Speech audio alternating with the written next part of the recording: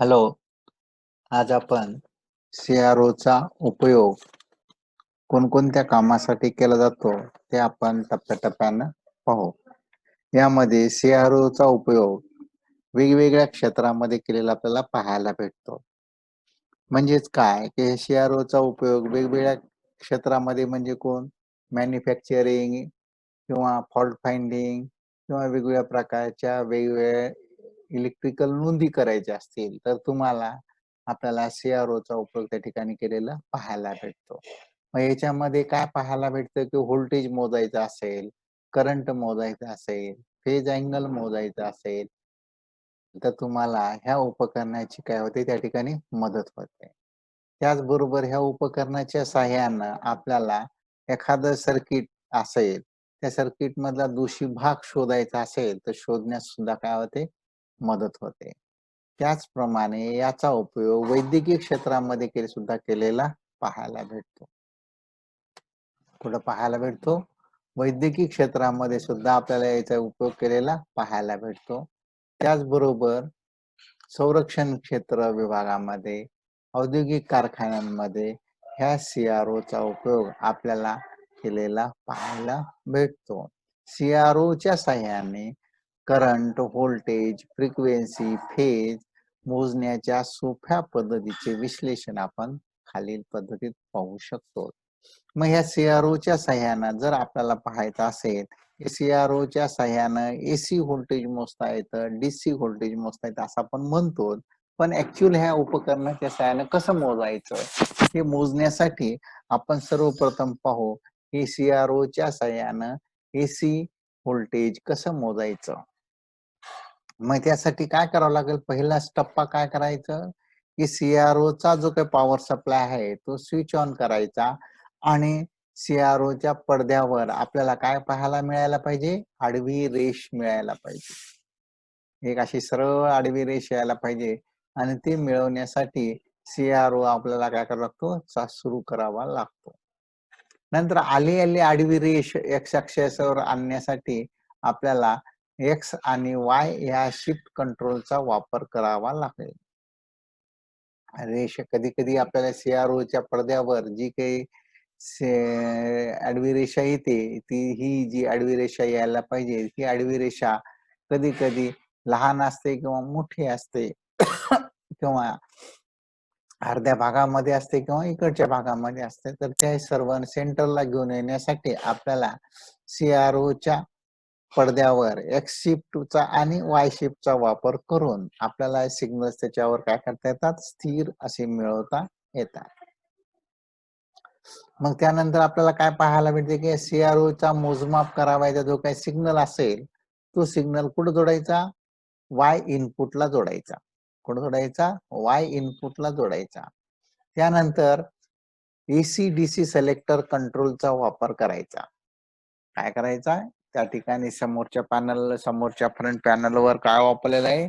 AC/DC selector switch वापरलेला आहे. त्याच्यापैकी आपल्याला AC मोजायचा असेल म्हणून त्या CROचं कंट्रोल स्विच कुठल्या मोडमध्ये ठेवायचं? AC मोडमध्ये ठेवायचं. लक्षात. जर DC मोजायचं असेल तर त्याला DC मध्ये ठेवावं लागेल. मग आपल्याला या ठिकाणी कोणाला मोजायचंय? AC करंट मोजायचंय किंवा AC व्होल्टेज मोजायचंय. तर त्यावेळेस आपल्याला ह्या सिलेक्टरचा उपयोग कुठं करायचा? AC मोड मध्ये ठेवायचा. त्यानंतर स्क्रीनवर येणाऱ्या सिग्नलला व्यवस्थित Y कंट्रोलने सेट करायचं. काय करायचं नंतर? स्क्रीनवर जो काही इनपुट सिग्नल आपण त्याला दिलेला आहे CROच्या Y इनपुटला, तर त्या Y इनपुटला दिल्यानंतर आपल्याला तो सिग्नल CROच्या मध्यभागामध्ये आणून सेट करावा लागतो. त्यासाठी Y कंट्रोलचा वापर करायचा. लक्षात. मग Y कंट्रोलचा वापर केल्यानंतर आपल्याला काय पाहायला भेटतं स्क्रीनवर? आपल्याला व्होल्टेज मोजायचं. मग ते व्होल्टेज मोजण्यासाठी पीक ते पीक उभ्या अक्षावरील व्हर्टिकल डिव्हिजनची संख्या मोजायची. काय म्हणायची त्या ठिकाणी? व्हर्टिकल डिव्हिजनची संख्या काय करायची? मोजायची. म्हणजेच काय करायचं या ठिकाणी? पीक ते पीक म्हणजे कोण? इथून चालू होणारा सिग्नल इथं आलेला आहे. हा इथून इथपर्यंत येणाऱ्या सिग्नलला म्हणायचं अर्धा पीक, इथून खालच्या भागात जाणाऱ्या सिग्नलला म्हणायचं अर्धा पीक. म्हणजेच काय, ह्या लाईनपासून ह्या लाईनपर्यंत असणारा जो सिग्नल आहे त्याला म्हणायचं पीक ते पीक सिग्नल. काय म्हणायचं त्याला? पीक ते पीक सिग्नल म्हणायचं. आणि ह्या सिग्नलची एकूण डिव्हिजन्स किती आहेत ते मोजून आपल्याला काय करता येतं, त्याचं व्होल्टेज त्या ठिकाणचं काढता येतं. आलं लक्षात? मग ह्या पीक टू पीक व्होल्टेजला पीक टू पीक व्होल्टेज संख्येला व्होल्ट पर डिव्हिजन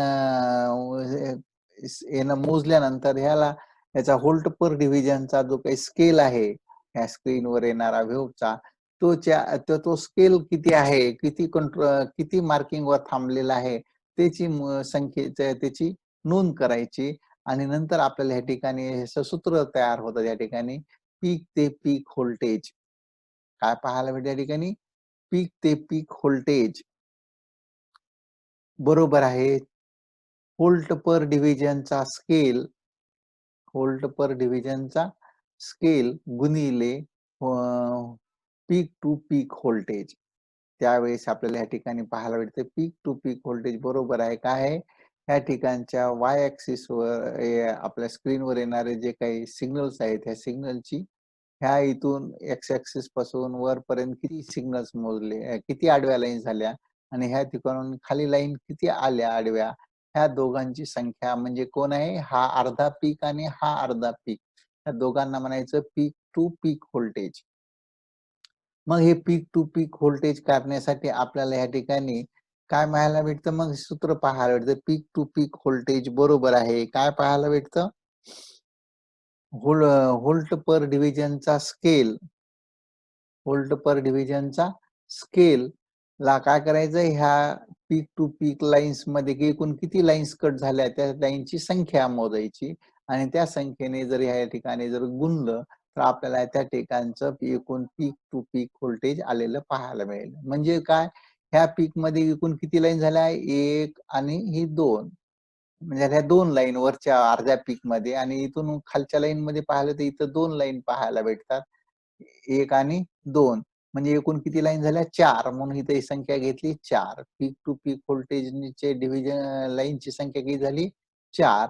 आणि हा दुसरा जो चार जो घेतलेला आहे तो आहे व्होल्ट पर डिव्हिजनचा स्केल, जो काय आहे त्या ठिकाणी मार्किंग केलेली आहे, त्या मार्किंगचा जो काही स्केल आलेला आहे तो स्केल वरून आपल्याला त्याचं काय पाहायला भेटतं, या ठिकाणी व्होल्टेज पाहायला भेटतं. त्याला म्हणायचं पीक टू पीक व्होल्टेज. मग हा पीक टू पीक व्होल्टेज मिळाल्यानंतर आपल्याला पीक व्होल्टेज पाहिजे. किती पाहिजे आपल्याला?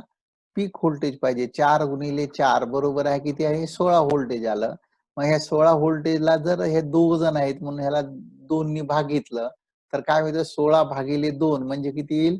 8 व्होल्ट येतं. म्हणजे ह्या एका अर्ध्या हाफ सायकलचं व्होल्टेज किती झालं? 8 व्होल्ट झालं. आलं लक्षात? त्यानंतर याचं जर आर-एम-एस व्होल्टेज, व्ही-आर-एम-एस जर व्होल्टेज जर पाहायचं का म्हणलं, तर ते त्यासाठी एक सूत्र आहे. व्ही पीक म्हणजे पीक व्होल्टेज गुणिले 0.707. ह्या सूत्रानं काय काढलं जातं, व्ही-आर-एम-एस ही संख्या हिची किंमत काढली जाते. मग ह्या व्ही-आर-एम-एस बरोबर आहे व्ही पीक गुणिले 0.707 बरोबर आहे. काय येईल मग? 5.656 व्होल्ट हे त्याचा गुणाकार केल्यावर आपल्याला त्याचं उत्तर मिळतं. त्याला म्हणायचं व्ही-आर-एम-एस. काय म्हणायचं त्याला? व्ही-आर-एम-एस म्हणायचं, की ह्या व्ही-आर-एस ची किंमत काढण्यासाठी आपल्याला हे सूत्र लक्षात ठेवावं लागतं. व्ही-आर-एम-एस बरोबर आहे व्ही पीक गुणिले 0.707. आलं लक्षात? अशा प्रकारे जो कोणता हा जो साइन वेव्ह सिग्नल आपण या सीआरओच्या वाय इनपुटला दिलेला आहे, ह्या वाय इनपुटला दिलेल्या सिग्नलचं एकूण व्होल्टेज किती आहे आपल्याला काढायचं असेल, तर आपल्याला ह्या अशा वेगवेगळ्या टप्प्याटप्प्याने आपल्याला ह्या सिग्नलचं ह्या ठिकाणी सीआरओला जोडून सीआरओला हाताळावं लागतं आणि हाताळल्यानंतर आपल्याला स्क्रीनवर अशा प्रकारची आकृती भेटते. त्या आकृतीला म्हणायचं इनपुट व्होल्टेजचं, इनपुट सिग्नल व्होल्टेजचं एकूण व्होल्टेज. आलं लक्षात. मग ह्या ठिकाणी पीक व्होल्टेजच्या लाईन्स कमी जास्त होऊ शकतात. कधी 3 येतात, कधी 5 येतात, कधी 6 येतात. मग त्या संख्येची संख्या जी काही येईल, त्या संख्येने ह्या ठिकाणी ह्याला गुणायचं. व्होल्ट पर डिव्हिजनच्या स्केलने त्याला जर गुणलं, की त्या ठिकाणी ह्या ठिकाणी इथं जर 6 आलं, 6 गुणिले 4 म्हणजे किती झालं 20 व्होल्ट आलं. आलं लक्षात. मग असा हे इथला जर आकडा जर बदलला, तर आपल्याला ह्या लाईन्सची संख्या काय होते बदललेली पाहायला भेटते आणि ह्या लाईनची संख्या बदलल्यामुळं आपल्याला त्या ठिकाणचं वेगवेगळे व्होल्टेजेस आपल्याला त्या सहाय्यानं सीआरओच्या सहाय्याने आपल्याला मोजताना पाहायला भेटतात. यानंतर पुढचा जो भाग आहे त्या भागाला म्हणायचं डीसी व्होल्टेज मोजायचं. आपल्याला डीसी व्होल्टेज मोजायचं म्हणजे कोण? डीसी व्होल्टेज कुठं नाही, एक तर पॉवर सप्लाय वापरू शकता किंवा वेगवेगळ्या प्रकारचे डीसी बॅटरीज वापरू शकतात. म्हणजे आपण सेल 1.5 व्होल्टचा सेल सुद्धा वापरू शकतो किंवा 3 व्होल्टचा पॉवर सप्लाय, 4 व्होल्टचा पॉवर सप्लाय, 5 व्होल्टचा अशा वेगवेगळ्या प्रकारचे व्हेरिएबल पॉवर सप्लाय असलेले डीसी व्होल्टेजच्या सहाय्याने सुद्धा आपण याला मोजू शकतो. मग अशा वेळी अशा वेळी जर आपल्याला डीसी व्होल्टेज जर सीआरओच्या सहाय्याने मोजायचं असेल, तर त्यावेळेस काय करावं लागतं? मग पुन्हा पहिल्यासारखंच जावं लागतं. पुन्हा कुठं सारखं जावं लागतं? एसी व्होल्टेज जसं आपण मोजलं, तसंच ह्या ठिकाणी सुद्धा डीसी व्होल्टेज पुन्हा आपल्याला मोजावायचं असेल, तर त्यासाठी एसी व्होल्टेज म्हणजे जसं आपण केलं, ते सगळी क्रिया या ठिकाणी पूर्ण करायचं. म्हणजे पॉवर सप्लाय ऑन करायचा, त्याच्या वाय इनपुटला जो सिग्नल आपल्याला जे व्होल्टेज मोजायचं ते सिग्नल व्होल्टेज त्याला जोडायचं. त्यानंतर आपल्याला त्याच्या स्क्रीनवर एक अशी रेष पाहायला भेटते. काय पाहायला भेटते या ठिकाणी? स्क्रीनवर अशी ही रेष आलेली पाहायला भेटते ही. ही रेष कधी आपल्याला आलेली पाहायला भेटते आणि ही रेष आल्यानंतर आपल्याला कारण ही रेष येते इथं डीसी व्होल्टेजच्या बाबतीमध्ये. एसी व्होल्टेजमध्ये हे बदलणारं व्होल्टेज असल्यामुळे असा वेगवेगळ्या प्रकारचा वेव्ह फॉर्म पाहायला भेटतो. त्याला एसी वेव्ह म्हणतो आणि ह्या डीसी मध्ये वेव्ह फॉर्म नसतो. तर हे कॉन्स्टंट व्होल्टेज असल्यामुळे आपल्याला हे स्थिर व्होल्टेज असल्यामुळं आपल्याला अशी आडवी रेषा त्याच्यावर पाहायला भेटते. आलं लक्षात. मग ह्या आडव्या दिशेमध्ये आणण्यासाठी आपल्याला काय करायचं? ह्या सीआरओच्या समोरच्या पॅनलवर आपण एसी, डीसी सिलेक्टर कंट्रोल जे होतो, ते आपण अगोदर कशावर ठेवला होता? एसीवर ठेवला होता. तर आता तो बदलून कुठे ठेवायचा? डीसी मोडमध्ये नेऊन ठेवायचा. म्हणजे त्याला स्लाईड करायचं. स्लायडिंग स्विच असतं. स्लायडिंग स्विचच्या सहाय्याने आपल्याला त्या ठिकाणचं सिलेक्टर स्विच जो आहे डीसी मोडमध्ये जोडलेला पाहायला भेटतो किंवा जोडला जातो. मग त्यानंतर आपल्याला हे एक्स ऍक्सिस वर काय करायचं? आडवी रेषा पाहायला भेटते. एक्स ऍक्सिस वर काय पाहायला भेटते? ही आडवी रेषा पाहायला भेटते. जे काही व्होल्टेज आपण जोडू ते व्होल्टेजची या ठिकाणी अशी रेषा पाहायला भेटते. मग ह्या रेषा पाहायला भेटल्यानंतर रेषेनं एकूण किती लाईन्स आता अगोदर कुठं होता? आपला एक्स ऍक्सिस वर होता. अगोदर कुठं होतं? ही रेषा नव्हती तेव्हा म्हणजे त्याला डीसी व्होल्टेज जोडलेला नसतो. त्यावेळेस ही जी उभी रेषा आलेली आहे, ही जी उभी रेषा आपण या ठिकाणी पाहतो, तर ही रेषा अगोदर नसते. ती कुठं असते? ह्या एक्स ॲक्सिसवर आलेली असते. ज्यावेळेस आपण बाहेरचं डीसी व्होल्टेज जोडू, त्यावेळेस ही लाईन इथून काय होते? शिफ्ट होते. अशी वरी कुठेतरी थांबते. इथं थांबते, इथं थांबते, इथं थांबते, इथं थांबते, इथं थांबते किंवा खाली सरकायला लागते. मग जसं तुम्ही व्होल्टेज त्याला जोडताल त्याप्रमाणे ही लाईन काय होते? शिफ्ट झालेली पाहायला भेटते. मग त्या शिफ्ट झाल्यानंतर ह्या लाईनची पहिली स्थिती काय होते? काय? ह्या लाईनची पहिली स्थिती काय असते? त्या ठिकाणापासून आता कुठं शिफ्ट झालेली आहे? ती तेवढ्या लाईनच्या एकूण आडव्या रेषा त्याच्या मोजायच्या. त्याला म्हणायचं हॉरिझॉन्टल लाईन्स मोजायच्या. मग ह्या हॉरिझॉन्टल लाईन्स मोजल्यानंतर आपल्याला त्या ठिकाणी काय पाहायला भेटतं? स्क्रीनवर अशा आडव्या डिव्हिजनच्या रेषा किती मिळतात ते आपण त्याला मिळाल्यानंतर त्याला काय करायचं? व्होल्ट पर डिव्हिजनच्या स्केलने काय करायचं? परत गुणायचं. म्हणजे ते आपल्याला या ठिकाणी इथं पाहायला भेटतं, की आपण ह्या ठिकाणी मूळ रेषा आपली ही जी मूळ रेषा आहे, ही लाईन जी वर शिफ्ट झाली ती अगोदर कुठे होती? ह्या ठिकाणी होती आणि हिला जर आपण व्होल्टेज सप्लाय जोडला, तर त्यावेळेस ही लाईन किती डिव्हिजननी वरी सरकलेली पाहायला भेटते आपल्याला? एकूण मोजायचं ह्या ठिकाणच्या लाईन्स किती आहेत ते.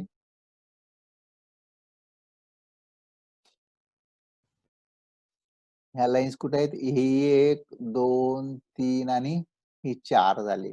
म्हणून आडव्या लाईनची संख्या किंवा हे आडव्या रेषांची संख्या किती झाली एकूण?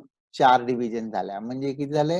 हा एक डिव्हिजन झाला. म्हणजे इथून इथपर्यंतचा जो भाग आहे त्याला म्हणायचं एक डिव्हिजन, हा दुसरा, ह्याला तिसरा आणि ह्याला चौथा. म्हणजे एकूण किती डिव्हिजन झाल्या? 4 डिव्हिजन्स झाल्या. ह्याला निगेटिव्ह साइड नसल्यामुळे ह्याला फक्त 4 डिव्हिजन्स मोजायचं. मग ह्या एकूण डिव्हिजनची संख्या गुणिले व्होल्ट पर डिव्हिजनचा स्केल जो काही असेल, त्या स्केलने ह्याला जर गुणलं, तर तुम्हाला ह्या ठिकाणी डीसी व्होल्टेज पाहायला मिळतं. त्याला म्हणायचं डीसी व्होल्टेज बरोबर आहे आडव्या लाई आ, आडव्या व्होल्ट पर डिव्हिजनचा स्केल गुणिले एकूण एकूण त्या ठिकाणची शिफ्ट झालेली आहे व्होल्ट पर डिव्हिजनचा स्केल गुणिले काय म्हणायचं त्या एक्स ॲक्सिसनं एकूण डिव्हिजन्स किती कट केल्या त्याची संख्या या ठिकाणी जर गुणाकारामध्ये घेतली तर आपल्याला ठिकाणी या ठिकाणचं डीसी व्होल्टेज आपल्याला मोजलेलं पाहायला भेटतं आणि सूत्र पाहायला भेटतं डीसी व्होल्टेज बरोबर आहे 4 गुणिले 4 बरोबर आहे 16 व्होल्ट. आलं लक्षात. अशा प्रकारे हे 16 व्होल्ट आल्यानंतर आपल्याला ह्याच्या सहाय्याने आपल्याला काय करता येतं? डीसी व्होल्टेज अशा या पद्धतीमध्ये सीआरओला देऊन आपल्याला पाहिजे तेवढ्या प्रमाणात जे काही व्होल्टेज द्यायला त्याचं आपल्याला मोजमाप सहजपणे करता येतं. मग ह्या अशा प्रकारे आपण सीआरओच्या सहाय्याने एसी व्होल्टेजही मोजलं आणि डीसी व्होल्टेजही मोजला. मग आता आपल्याला जर मग करंट मोजायचा असेल, काय असेल? आपण जे जोडायला लागलो जर डीसी व्होल्टेज आहे, ते डीसी व्होल्टेज मधून करंट किती यायला लागलं हे जर मोजायचं असेल, तर काय करावं लागतं? ह्याच सीआरओ मध्ये ज्या पद्धतीमध्ये आपण एसी डीसी व्होल्टेज मोजायला लागलो, तसंच आपल्याला एसी डीसी करंट सुद्धा मोजता आलं पाहिजे. मग यासाठी काय केलं तर ह्या सीआरओच्या वाय इनपुटला जो काही आपलं सिग्नल आहे, तो सिग्नल जोडायचा, व्होल्टेज जोडायचं. त्याच्यापासून आपल्याला त्या सीआरओला जर ते करंट मोजायचा असेल, तर काय करावं लागेल? आपल्याला एक माहीत असलेला रेझिस्टन्स घ्यावा लागेल. काय करावं लागेल? एक माहीत असलेला एक रेझिस्टन्स घ्यायचा आणि तो ज्या ठिकाणचा सप्लाय आपल्याला मोजायचा आहे, त्या ठिकाणच्या सप्लायच्या सीरीजमध्ये घेऊन तो वाय इनपुटला जोडायचा. आलं लक्षात? मग वाय इनपुटला जोडल्यावर त्या ठिकाणी सीआरओच्या स्क्रीनवर आपल्याला एसी व्होल्टेजला जसं ड्रॉपिंग पाहायला भेटलं, तसंच डीसी व्होल्टेजला व्होल्टेजचं ड्रॉपिंग पाहायला भेटलं. तसं आपल्याला ह्या ठिकाणी ह्या माहीत असलेल्या रेझिस्टन्समुळे आपल्याला त्या ठिकाणचा करंट किती ड्रॉप केलेला आहे, ते आपल्याला या ठिकाणी पाहायला भेटतं. आलं लक्षात? किती व्होल्टेज ड्रॉप झाला तो स्क्रीनवर पाहायला मिळतो. मग स्क्रीनवर पाहायला मिळतो म्हणजे की डायरेक्ट व्होल्टेज भेटत नाही. तर ते आपल्याला एकूण आडव्या डिव्हिजनची संख्या किती आहे, त्याने किती पीक टू पीक किती एसी व्होल्टेज असेल तर पीक टू पीक किती डिव्हिजन्स कट झाल्या, डीसी व्होल्टेज असेल तर त्यांनी किती लाईन्स आपल्या डिव्हिजन्स कट केल्या ते मोजून आपल्याला अगोदर काय करावं लागतं त्या ठिकाणचं व्होल्टेज मोजावं लागतं. काय करावं लागतं या ठिकाणचं?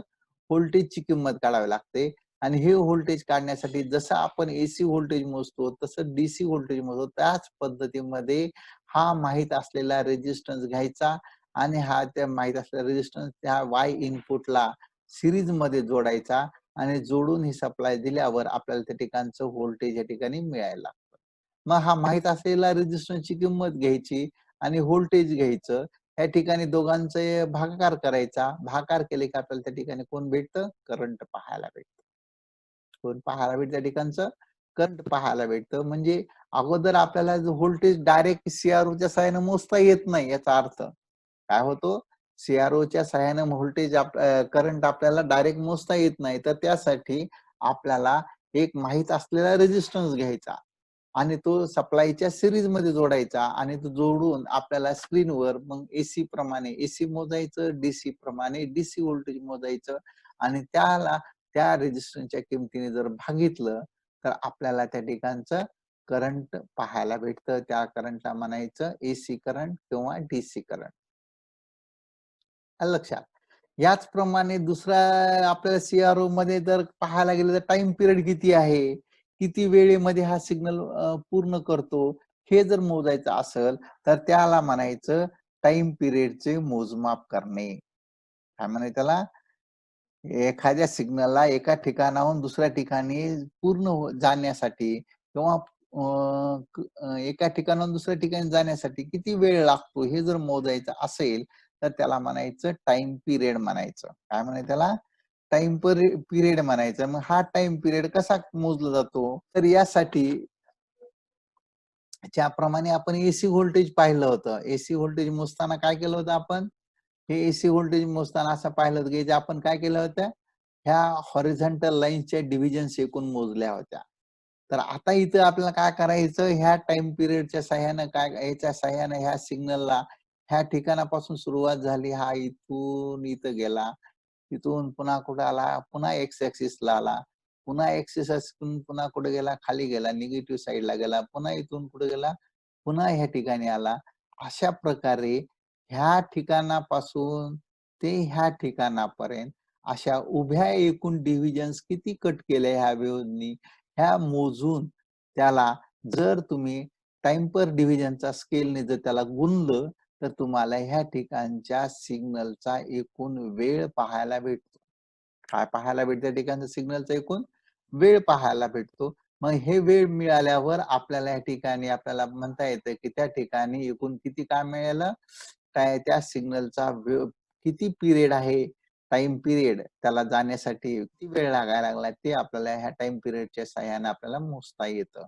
मग हे काढण्यासाठी काय करावं लागतं? एक्स अक्षावरील आडव्या रेषेची संख्या गुणिले काय करावं लागतं? त्याला टाइम पर डिव्हिजनचा स्केलने काय करायचं? गुणायचं. त्यावेळी जर त्या ठिकाणी आपल्याला एकूण 3 डिव्हिजन्सची संख्या जर असेल आणि त्यावेळी टाइम पर डिव्हिजनचा स्केल किती असेल? 10 मिलीसेकंद असेल आणि हा 10 मिलीसेकंद गुणिले 3 जर केलं, तर तुम्हाला एकूण वेळ मिळायला लागतो. काय पाहायला भेटेल? एकूण त्यांचा वेळ मिळायला लागतं आणि ह्या वेळेला म्हणायचं टाईम पिरियड म्हणजे टी हा वेळ आपल्याला ह्या ठिकाणी काढता येतो. 3 गुणिले 10 बरोबर आहे 30 मिली सेकंद एवढा वेळ त्या सिग्नलला एका ठिकाणाहून दुसऱ्या ठिकाणी जाण्यास वेळ लागतो असं आपल्याला त्याच्यावरून लक्षात येतं. याचप्रमाणे जर तुम्हाला सीआरओ मध्ये काय करायचं पल्स विड्थ मोजायचे ते सेम प्रकारचं आहे त्याच्यामध्ये. पल्स विड्थ म्हणजे काय? एका सिग्नलची पल्स किती आहे, किती वेळ ती पल्स पूर्ण होते हे मोजण्यासाठी आपल्याला या ठिकाणी पल्स विड्थ म्हणायचं आणि ती पल्स विड्थ काढण्यासाठी काय करायचं त्याला पल्स विड्थचं मोजमाप करण्यासाठी आपल्याला सीआरओच्या पडद्यावर आपल्याला ह्या ठिकाणी काय पाहायला भेटतं? जसं आपण त्याचा टाइम मोजतो त्याच पद्धती त्याच्यामध्ये त्याचं मोजमाप केलं जातं. ज्यावेळी एखादा पल्स ज्यावेळी टाइम पिरियड जसं आपण मोजतो, तसं ज्यावेळी एखादा पल्सची विड्थ मोजावयाची असते, तो पल्स स्क्रीनच्या मध्यभागी सेट करून त्याची आडवी रुंदी मोजायची व त्यास टाइम पर डिव्हिजनच्या स्केलने गुणायचा. त्यालाच पुढे चालून काय म्हणायचं? पल्स विड्थ म्हणायचं. मग त्यासाठी ते समीकरण पाहायला भेटतं. त्यासाठी काय पाहायला भेटतं? एक सूत्र पाहायला भेटतं. त्या सूत्राला म्हणायचं पल्स विड्थ बरोबर आहे एक्स अक्षावरील डिव्हिजनची संख्या गुणिले टाइम पर डिव्हिजनचा स्केल. गुणिले काय म्हणायचं त्याला? टाइम पर डिव्हिजनचा स्केल म्हणायचं, की ह्या सहाय्यानं आपल्याला त्या सिग्नलची काय मिळते?